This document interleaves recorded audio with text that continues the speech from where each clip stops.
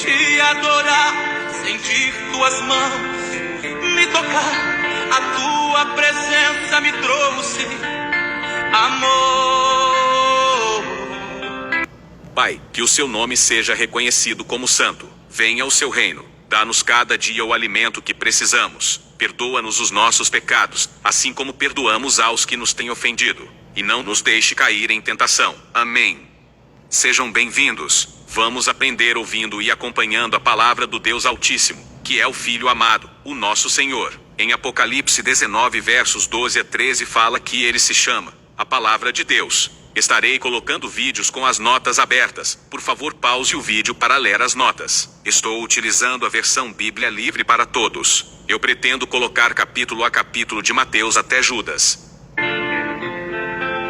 Conforme Jesus caminhava, ele viu um homem que havia nascido cego. Os seus discípulos lhe perguntaram: Rabi, por que este homem nasceu cego? Foi ele quem pecou ou foram os pais dele? Jesus respondeu: isso não aconteceu porque ele ou os pais dele pecaram, mas para que o poder de Deus se manifeste na vida dele. Nós precisamos continuar fazendo o trabalho daquele que me enviou enquanto ainda é dia. Está chegando a noite, quando ninguém pode trabalhar. Enquanto estou no mundo, eu sou a luz do mundo. Após dizer isso, Jesus cuspiu no chão e fez um pouco de lama com a saliva. Ele, então, pegou a lama e a colocou nos olhos do cego. Depois, Jesus lhe disse: vai e lave o rosto no tanque de Siloé, que significa enviado. O homem foi, lavou o rosto e voltou vendo. Os vizinhos dele e as pessoas que o viam pedindo esmola perguntaram: este não é o homem que costumava se sentar e pedir esmola? Algumas pessoas diziam que era ele, enquanto outras diziam: não, é apenas alguém que se parece com ele. Mas o homem continuava dizendo: sou eu. Eles perguntaram: então, como você conseguiu enxergar? Ele respondeu: um homem, chamado Jesus, fez um pouco de lama, colocou-a em meus olhos, e me disse: vai e lave o rosto no tanque de Siloé. Então, fiz o que ele me disse, e agora eu consigo enxergar. As pessoas perguntaram: onde ele está? E o homem respondeu: eu não sei. Eles levaram o homem que tinha sido cego aos fariseus. Jesus tinha feito a lama e aberto os olhos do homem cego em um dia de sábado. Então, os fariseus também perguntaram ao homem como ele conseguiu enxergar. Ele falou para os fariseus: ele colocou a lama em meus olhos. Então, eu fui, lavei meu rosto, e agora eu consigo enxergar. Alguns fariseus disseram: o homem que fez isso não pode ser de Deus, pois ele não respeita a lei do sábado. Mas outros perguntaram: como poderia um pecador fazer tais milagres? Assim, houve uma divisão de opiniões no grupo dos fariseus. Então, eles continuaram perguntando ao homem: qual é a sua opinião sobre ele, já que foram seus olhos que ele curou? O homem respondeu: ele é um profeta. Os líderes judeus não acreditaram que o homem, antes cego, agora pudesse enxergar. Então, eles chamaram os pais do homem. Eles perguntaram aos pais dele: este homem é o filho de vocês, que dizem ter nascido cego? Então, como é possível que agora ele consiga enxergar? Os pais do homem responderam: nós reconhecemos que este é o nosso filho que nasceu cego. Mas não temos ideia de como ele consegue enxergar agora, ou quem o curou. Por que vocês não perguntam a ele? Afinal, ele tem idade o bastante para responder por si mesmo. O motivo dos pais dele dizerem isso era porque tinham medo do que os líderes judeus fariam. Os líderes judeus já haviam anunciado que qualquer pessoa que declarasse que Jesus era o Messias seria expulso da sinagoga. Por isso os pais do homem disseram: perguntem a ele. Afinal, ele tem idade o bastante. Uma vez mais eles chamaram o homem que tinha sido cego, e lhe disseram: dê a glória a Deus. Nós sabemos que esse homem é um pecador. O homem respondeu: se ele é um pecador ou não, eu não sei. Tudo o que eu sei é que eu era cego, e agora posso enxergar.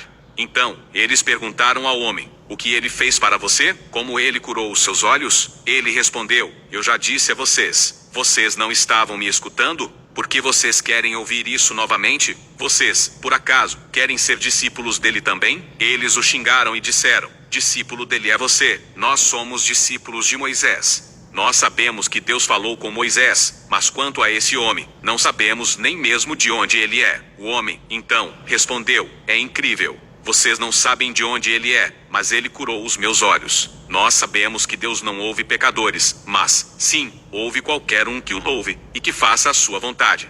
Desde que o mundo existe, nunca se ouviu dizer que alguém tenha curado alguém que nasceu cego. Se esse homem não tivesse vindo de Deus, ele não poderia fazer nada. Eles responderam: você nasceu cheio de pecado, e ainda quer nos ensinar? e o expulsaram da sinagoga. Quando Jesus ouviu o que os líderes judeus tinham feito com o homem, foi encontrá-lo e lhe perguntou: Você crê no Filho do Homem? O homem respondeu: Diga-me quem ele é, Senhor, assim posso crer nele. Você já o viu. Ele é quem está falando com você neste exato momento. Jesus lhe disse: Eu creio em você, Senhor. Ele disse. Então, se ajoelhou diante de Jesus e o adorou. Depois, Jesus lhe disse: Eu vim ao mundo para julgar, para que os cegos possam ver, e os que veem fiquem cegos. Alguns fariseus que estavam lá com Jesus lhe perguntaram: Por acaso, nós também somos cegos? Jesus respondeu: Se vocês fossem cegos, não seriam culpados. Mas, agora que vocês dizem que podem ver, a culpa de vocês permanece. João capítulo 9.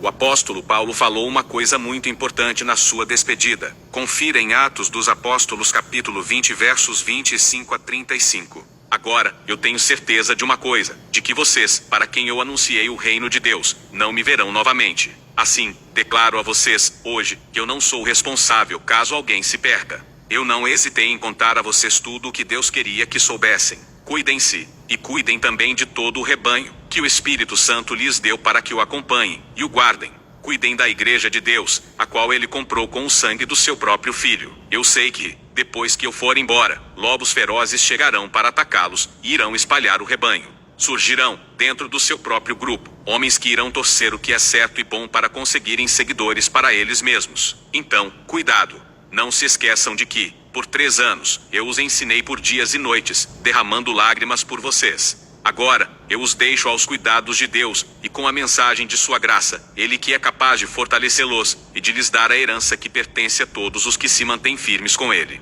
Eu nunca desejei a prata, o ouro ou as roupas de ninguém. Vocês sabem que eu trabalhei com minhas próprias mãos, para suprir tudo o que eu e os que me acompanhavam precisávamos. Em tudo o que fiz, mostrei-lhes que devemos trabalhar para ajudar os mais fracos, sempre nos lembrando das palavras do Senhor Jesus: há mais felicidade em dar do que em receber.